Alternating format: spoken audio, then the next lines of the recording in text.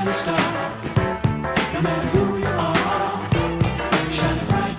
we're back. Rising Star. I am looking forward to this. Les, how are you? Good. How are you? I'm good.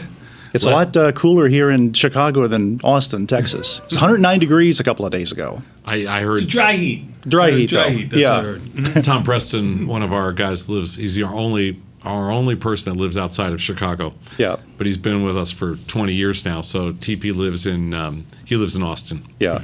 And he's always complaining about how hot it is. Yeah. No, he has no water because he needs the rain, because he lives as a ranch and he has no water. He's got all these animals and it's too damn hot. Yeah. But a dry heat, like you said. Dry heat. Yeah. 109 is 109. I don't care. It's still hot. Yeah. But it's nice here in Chicago. Yeah. 72, 75 today. Yeah. It's beautiful. Really nice. We love Austin, but I love Austin, but the action's in Chicago. So That's we're right. here. So let's talk a little bit about your a rising star for a reason. And so let's get into it. So I think this is fun. I love the fact you're a family of risk takers. 2 sons are race car drivers. It's crazy. You had kind of an interesting career as an engineer and then a patent attorney for 20 years. Right. And then you said after that ended, when I say ended, whatever happened to that business, Right. you decided to take on trading.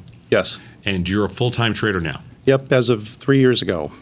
And you discovered, it says right there, 2014. That's right. And did you think that, what are these crazy people on the internet doing? No, it was so what I saw was a lot of the things that you were doing, I was doing anyway, but you were doing things that I wasn't doing. And just before I discovered you guys, Okay. I'd been doing a lot of trading and doing pretty well, but I had some bad habits.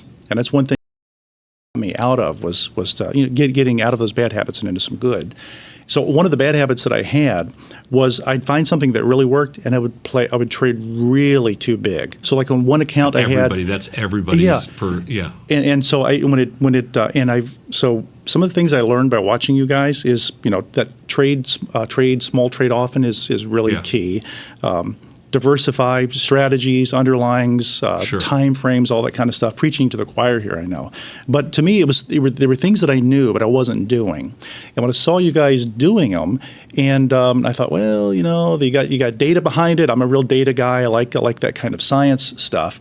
And so I kind of forced myself to kind of play along with the way you guys were doing, and I had a lot better consistent results than I was because I was, winning a lot and losing a lot, and winning Sure. a lot and losing a lot, and just didn't have steady consistency. Well, it's classic when people find something that works. It's like you find the golden goose, and you're like, I'm gonna, Yes. I'm all in. And it took us, and to be fair, it took us, years to get over that same thing. I mean, as professional traders and even as screen-based traders, we still thought the same way at first. Listen, this is what works. This is what we're going to go with. And the idea of being able to trade multiple positions and multiple strategies is very new. One, because you couldn't do it before. You remember, the technology didn't permit you to do it. Right. So what you can do today, you couldn't do 10 years ago, and 20 years ago, forget it. Yeah. So number one, that's the first thing is you can actually do it. And the second thing is that the technology has made it easy, and the fee structure has come down so much so that it's actionable at this point. Right. And it's nice to have it on a mobile platform too. Sure. So no matter where you're going, you've got the platform with you. You can trade on the go. So let's talk about kind of the progression. Now let me give people a little background. If anything I say is off limits, just stop me. Sure. But you have, over the last 3 years, you trade about a $500,000 account, and over the last 3 years, your return has been combined aggregate. You said around 50%, 55%. 55%. Yeah. Okay, so that's great, and that deserves rising star status. I mean, especially for somebody that's doing this full time, that's great. Yeah. And I'm sure you want to do better than that even. Take us first through the progression of what made you consistent? Was it the diversification of strategy? Was it the diversification of underlying? Was it getting smaller? Was it putting on more currencies? It's all the above. What is it? So it was all of the above, plus becoming more mechanical and sticking to that. So I'm a tweaker. I like to tweak things, and good enough is not good enough for me sometimes. So I had to get over this persistent desire to want to keep tweaking things and turning the knobs and pushing buttons. And so what I've decided to do is kind of make a cheat sheet for everything and stick to that cheat sheet, stick to that flow chart.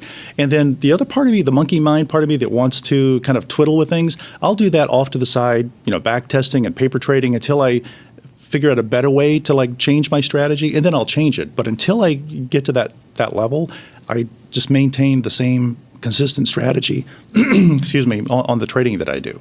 So and what kind of, let's talk about strategies. Yeah. So what are your go-to strategies? So there are three phenomena that I trade on, and I use 5 strategies for those phenomena. So the phenomena are the Ivy crush around earnings. Okay. That's the first one. The second one is just plain old-fashioned, plain vanilla theta decay. Okay. And then the third one is when an underlying gets overbought or oversold, and there's that tendency, that expectation for mean reversion to occur. And that's the only time I really get directional on a trade. And it's a very high probability trade because you're thinking that's going to happen. I mean, I always think it is. No, it tends to be. Yeah. And way more often than not. So for earnings, I do an earnings trade very similar to what you guys do. You love earnings trades. I love earnings trades. They're my favorite trade, and I do them more than any of those. So I have a watch list of about 240 underlyings that I know day by day what earnings events are coming up. Of course, that's one thing I love about earnings trades is because you know when they're coming. It's a known event. Yes, it's a known event, that binary event. So I know in my calendar. 240 underlyings would give you, on each, assuming 4 earnings a year for most, even if you only did 100 or 150 of those would be, somewhere between, let's just say, that could create 500 to 1,000 trades a year on those alone. Right. Now, I only do about 250 trades a year on earnings. So that 240 times 4, you would think that's a big universe. Right. But those are just the possible candidates I start with. Right. And so if all the criteria are there, I pull the trigger. If not, I don't pull the trigger. The number of trades you make, you told me, I think is around 900 plus. 900 a year. Yeah. Yeah. And that's very typical. The average takes 1,000 trades. Yep. So that's 3 or 4 trades a day, something like that. Yeah, that's very typical. 3 or 4 trades a day, exactly. So that fits all in that criteria. Yeah. With respect to earnings trades, I know why you like them because it's instant gratification and you get to see, you don't have to wait for time. But what do you do? What strategy do you apply? So similar to what you guys do, I do a 1 standard deviation on the shorts, either strangles for smaller underlyings and iron condors for larger ones. Okay. I put those on at the top of the hour in the last hour of trading, so 2 p.m. Central Time. Right. And then the next morning, I'll wait a few minutes for all the bots and algorithms to kind of clear, and then about 5 minutes after the open, I'll start taking those trades off. And over the next 10 or 15 minutes, I'll close out the trades. I don't let them linger. Sure. And so I've done that over time, like letting them go during the day. And some turn out to be bigger winners, some turn out to be bigger losers. And so I just I've gotten to the point where I've become mechanical. At 2 o'clock every day, I put on the trades. At 9:40 every morning, I take off the trades that I put on the previous day. Yeah. And then the ones that happen to be losers, which are about 25% of the time, because it's about what you would expect with the statistics. About half of those are small, and you can just eat them. Yeah. The other half are ones that, if there's a good mean reversion type of history with that underlying, I'll do a rolling trade, very similar. And again, something I learned with Tasty Trade. Essentially what we do, almost step for step. Yeah. Do you ever put on an opening trade after earnings? Yes. So that third phenomenon I mentioned about overbought, oversold, that happens when there's a big gap after earnings. Right. So that's when I do put on like a bull put or a bear call spread to kind of ride that mean reversion, kind of fade the trade. Have you been pretty consistent over the last 3 or 4 years? Started watching 2014, but you really didn't. The 2015. Really 2016, 17, 18, 15, 16, 17, 18, your real trading years, looking back at your returns. Yeah. Have you been consistent? Like it hasn't been like 50% one year and then 2%. It's been consistent over 3 years. It has been pretty consistent. Okay. And again, that mentality that I had of being consistent with the actual trades that I'm doing. Yeah. But then having this other part of me that does research on the side, like, well, maybe I should tweak things, but I don't actually make the tweaks until I've kind of satisfied that that it's a good tweak to make. Until that happens, got to stay consistent. And how often do you? How much time each day do you commit to your craft? only about 2 or 3 hours a day. Okay. Yeah. So what do you do the rest of the day? I enjoy not having a day job. Okay. Does your race driver kids, who are obviously risk takers themselves, think you're crazy? No, because I'm a risk taker too. Okay. So before I was a lawyer, before I was an engineer, I made explosives for a living.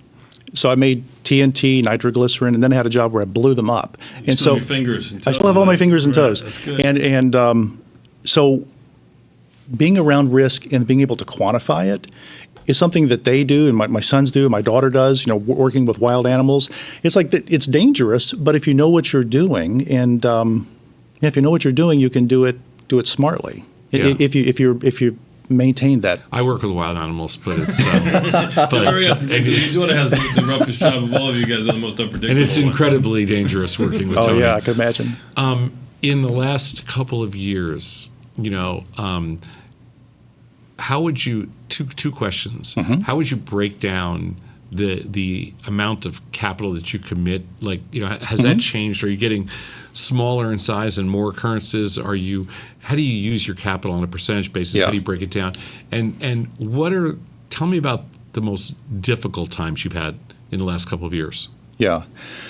So I keep about 20% of the account in cash. Okay. And that other remaining 80%, I trade it pretty heavily. Okay. Now, depending on whether the mix is defined risk or undefined risk, because I do both.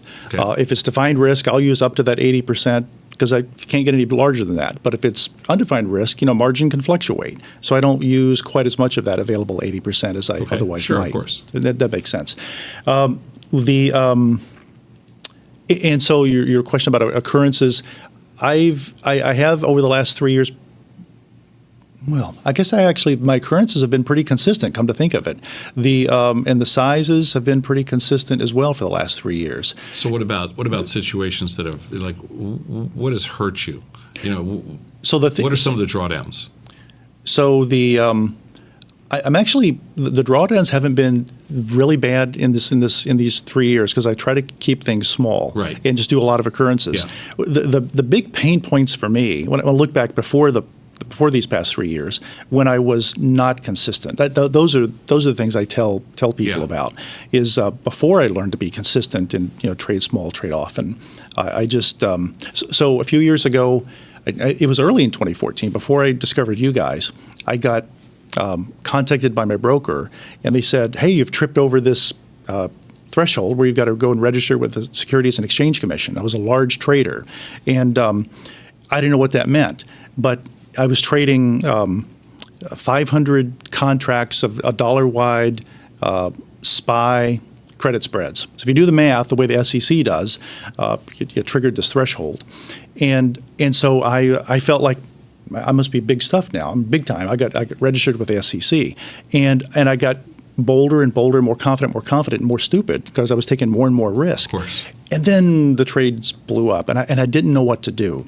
And so that was one of the learnings for me, was not only trading way too big, but not having a plan B, an exit strategy, and knowing if this blows up, what do I do? Are you managing trades early for winners? Yes. You are? Okay. Yes. So 50% of the credit, I get out. Yeah. 21 days until expiration, How much of a I get difference out. has that made? It's made quite a lot of difference. Yeah, for me too. Wow. So the I used to let trades run, try to eke out those last few dollars, and just as often as I would make more, I would lose more. And I just realized, I think what you guys have proven by your research too, is if you get out at 50% or get out at 21 days till expiration, then you've cleared the boards, you've got new fresh money to put in at higher volatility with longer time and make more money over a longer time horizon. You do better than trying to eke out these little, cents along the I way. feel I almost breathe deeper once I've rolled everything. I always feel like I'm on my toes, even if I'm sitting down. I'm on my toes when you're still in that. Are you using products other than earning stocks? Are you using any of the ETFs? Yes, I use ETFs. Do you stock at all, or is it pretty much just 100% options? All options. All options. The only stock comes when I sell puts, and it gets put to me, and then I sell covered Right. calls on top of it. Right. So you're almost exclusively options. Almost exclusively options. And so getting back to that ETF stuff, have you mixed it up with other underlyings or anything like that? Meaning, like, something other than like index. Only stuff that's really highly liquid. so Qs, IWM. Yeah.